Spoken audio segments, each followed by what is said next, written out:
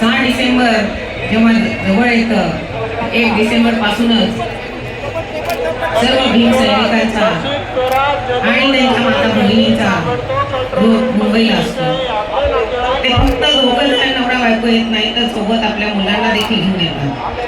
कारण बाबासाहेबांच्या स्मृतीस अभिवादन करताना आपल्या मुलांना, आपल्या परिवाराला बाबासाहेबांनी आपल्यासाठी काय करून ठेवलंय याची जाणीव करण्यासाठी बाबासाहेबांचं व्यक्तिमत्व निडर होतं.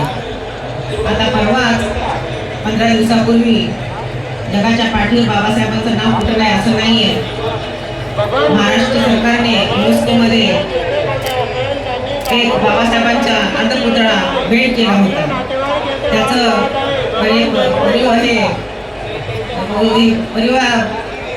त्याचं उद्घाटन आपल्या महाराष्ट्र मुख्यमंत्र्यांनी केलं. म्हणजे बाबासाहेबांची संविधान हे पूर्ण जगभरामध्ये 1 नंबरचं संविधान आहे. आपण पाहता पाकिस्तान, नेपाळ, बांगलादेश यांची काय स्थिती आहे आणि त्या पद्धतीने आपल्या बाबासाहेबांनी संविधान जे दिलेलं आहे ते एकमेव संविधान असं आहे की त्यामध्ये बंधुता, राष्ट्रीयता, एकता आणि एकजुटीने कसं राहावं हे बाबासाहेबांनी आपल्याला सांगितलेलं आहे. आता अशा काही सांगितलं की मानवतेचा संदेश देणारा धम्म देखील आपल्याला बाबासाहेबांनी दिलेला आहे.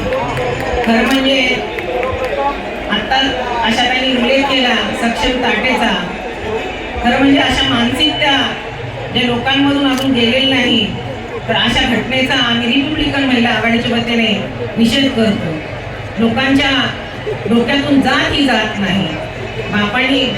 बाबांनी आपल्याला जातीय उल्लंघनातून मुक्त केलं, पण खरोखरच आपण मुक्त झालो आहोत का हा प्रश्न आपल्याला पडतो. खरं म्हणजे आपण बघतो की आता आपल्या समोर किती मोठ्या समस्या आहेत. मुलांना नोकऱ्या नाहीये, शेतकऱ्यांचा प्रश्न अतिवृष्टीने शेतकरी अगदी कासावीस झालेले आहेत. देशामध्ये एकदम एक प्रकारची एकदम संतापाची लाट आहे. मोदी साहेबांनी आपला देश राष्ट्रीय लेवलला 3 नंबरचा अतिवृष्टी जरी नेला असेल, पण गोरगरीब जनतेमध्ये तुम्ही बघता की खायला प्यायला देखील एक वेळचा अन्न मिळत नाही. खूप काही सोयी आहेत, व्यवस्था आहेत, पण त्या लोकांपर्यंत पोहोचल्या जात नाही. त्या पोहोचवण्याचं काम हे रिपब्लिकन पक्षाच्या सर्व आपल्या कार्यकर्त्यांनी करावं, आपल्या गोरगरीब लोकांपर्यंत पोहोचावं असं मला वाटतं.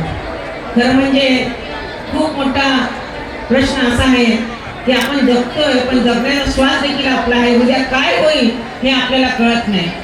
सहज बघता बघता माणसं एकमेकावर मानसिकतेने एकदम हल्ला करतात. खरं म्हणजे मानसिकता दूर झाली पाहिजे, आणि मानसिकता जेव्हा दूर होईल तेव्हाच एक संघ भारत हा निर्माण होईल. बाबासाहेबांच्या संविधानातून आपल्याला एकत्र आणण्याचा बाबासाहेबांनी प्रयत्न केला.